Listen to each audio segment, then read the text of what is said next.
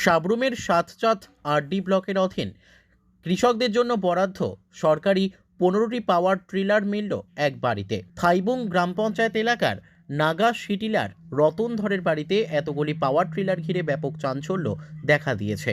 এগুলি কোথায় থেকে কিভাবে আসলো তা জানেন না কৃষি দপ্তরের আধিকারিক এস জিতেন ত্রিপুরা এবং স্ট্যান্ডিং কমিটির চেয়ারম্যান জবা দেব।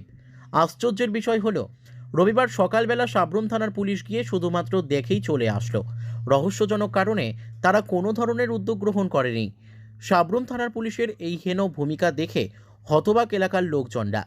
সাবরুম মহকুমার কৃষকদের প্রশ্ন, বেনিফিশিয়ারিদের সরকারি জিনিস কি করে অন্ধকারে বিক্রি করছেন?